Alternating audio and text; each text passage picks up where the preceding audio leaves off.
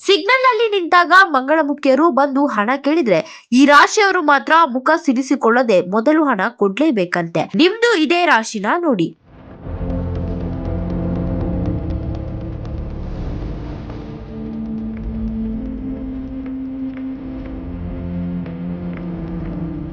ಹೀಗೆ ಹಣ ಕೊಟ್ಟು ಸಂಪತ್ತು ಹೆಚ್ಚಾಗುತ್ತೆ. ಹಾಗಿದ್ರೆ ಯಾವ ರಾಶಿಯವರು ಹಣ ಕೊಡ್ಲೇಬೇಕು? ಹೀಗೆ ಮಾಡಿದ್ರೆ ನಿಮ್ಗೆ ಆಗುವ ಲಾಭವಾದ್ರೂ ಏನು ಅನ್ನೋದನ್ನು ಇಂದಿನ ವಿಡಿಯೋದಲ್ಲಿ ವಿಸ್ತರಿಸ್ತೀವಿ. ಫ್ರೀಡಂ ಟಿವಿ ಧರ್ಮ ಚಾನಲ್ ಅನ್ನು ಸಬ್ಸ್ಕ್ರೈಬ್ ಆಗಿ.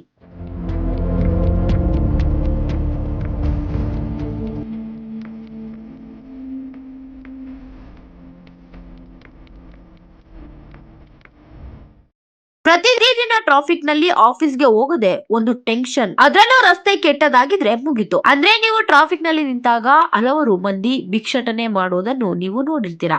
ಪುಟ್ಟ ಮಕ್ಕಳಿಂದ ಹಿಡಿದು ವಯಸ್ಸಾದವರು ಕೂಡ ಭಿಕ್ಷೆ ಕೇಳುವುದನ್ನು ನೋಡಿರ್ತೀರಾ. ಖಂಡಿತವಾಗಿಯೂ ಬೇಜಾರಾಗುತ್ತೆ ಅಲ್ವಾ?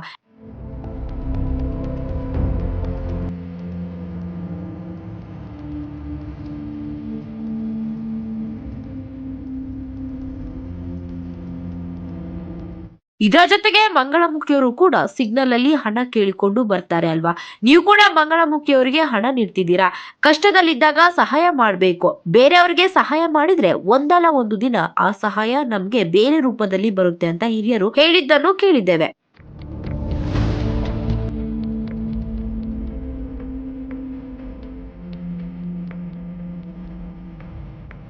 ಜ್ಯೋತಿಷ್ಯ ಶಾಸ್ತ್ರದಲ್ಲೂ ಇದನ್ನೇ ಹೇಳ್ತಿದೆ. ಹಸಿದಾಗ ಹಸಿವು ನೀಗಿಸುವ ಕಾರ್ಯ ಎಲ್ಲದಕ್ಕಿಂತ ದೊಡ್ಡದು.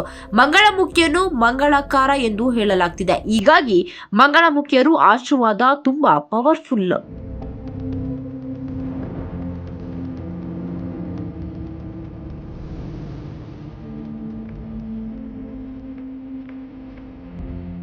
ಮಂಗಳಮುಖಿಯರು ಅಂದ್ರೆ ಶಿವ ಹಾಗೂ ಪಾರ್ವತಿ ಇಬ್ಬರು ಒಂದಾಗಿರ್ತಾರೆ. ವೃಷಭ ರಾಶಿಯವರು ಮಂಗಳಮುಖಿಯವರು ಬಂದು ಹಣ ಕೇಳಿದ್ರೆ ಮಿಸ್ ಮಾಡದೆ ನೀಡಿ. ಇದರಿಂದ ನಿಮ್ಮ ಸಂಪತ್ತು ಹೆಚ್ಚಾಗ್ತದೆ. ಜೊತೆಗೆ ನೀವು ಅಂದುಕೊಂಡ ಕೆಲಸಗಳು ಬೇಗನೆ ಸಂಪೂರ್ಣಗೊಳ್ಳುತ್ತವೆ ಅಂತ ಹೇಳಲಾಗ್ತಿದೆ.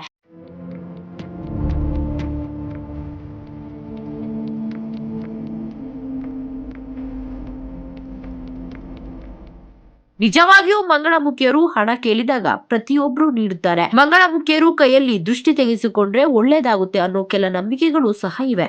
ಜೊತೆಗೆ 50-100 ರೂಪಾಯಿ ಕೊಟ್ಟು ಅವರ ಬಳಿ ನಾಣ್ಯವನ್ನು ಪಡೆದುಕೊಂಡು ಜೇಬಿನಲ್ಲಿ ಕೆಲವರು ಇಟ್ಕೊಳ್ತಾರೆ.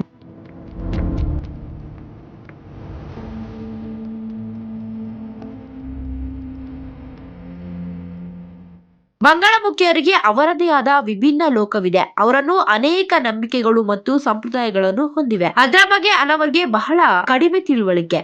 ಈ ಸಂಪ್ರದಾಯವನ್ನು ಎಷ್ಟು ಆಸಕ್ತಿದಾಯಕವಾಗಿ ಅಷ್ಟು ನಿಗೂಢವಾಗಿವೆ.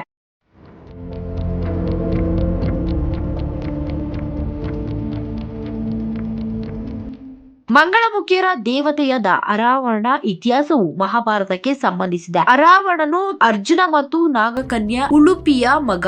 ಮಹಾಭಾರತ ಯುದ್ಧ ಪ್ರಾರಂಭವಾಗುವ ಮೊದಲು ಪಾಂಡವರು ಮಹಾಕಾಳಿಯನ್ನು ಪೂಜಿಸ್ತಾರೆ. ಈ ಪೂಜೆಯಲ್ಲಿ ರಾಜ್ಕುಮಾರನ ಬಲಿ ಕೊಡಬೇಕು. ಆಗ ಅರಾವಣನು ಸ್ವಂತ ಮುಂದೆ ಬಂದು ತ್ಯಾಗಕ್ಕೆ ಒಪ್ತಾನೆ. ಇದರ ಸಮಸ್ಯೆ ಇಲ್ಲಿಗೆ ಮುಗಿಲಿಲ್ಲ. ತ್ಯಾಗಕ್ಕೆ ಸಿದ್ಧವಾದ ರಾಜ್ಕುಮಾರು ಮದುವೆ ಆಗ್ಬೇಕು. ಈ ಪರಿಸ್ಥಿತಿಯಲ್ಲಿ ಭಗವಾನ್ ಕೃಷ್ಣನು ಮೋಹಿನಿಯ ರೂಪದಲ್ಲಿ ಅರಾವಣವನ್ನು ಮದುವೆ ಆಗ್ತಾನೆ.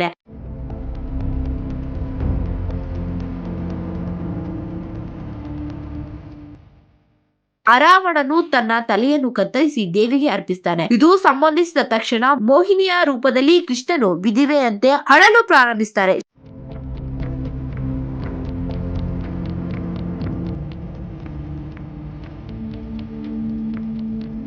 ಶ್ರೀಕೃಷ್ಣನು ಪುರುಷನಾಗಿದ್ದನು. ಅರಾವಣನನ್ನು ಸ್ತ್ರೀಯಾಗುವ ಮೂಲಕ ವಿವಾಹವನ್ನು ಎಂದು ಕಿನ್ನರನ್ನು ನಂಬುತ್ತಾರೆ. ಮಂಗಳಮುಖಿಯರು ಅರ್ಧ ಹೆಣ್ಣು ಮತ್ತು ಅರ್ಧ ಪುರುಷ. ಆದ್ದರಿಂದ ಅವರು ಅರಾವಣನನ್ನು ತಮ್ಮ ಪತ್ನಿ ಎಂದು ಪರಿಗಣಿಸುತ್ತಾರೆ.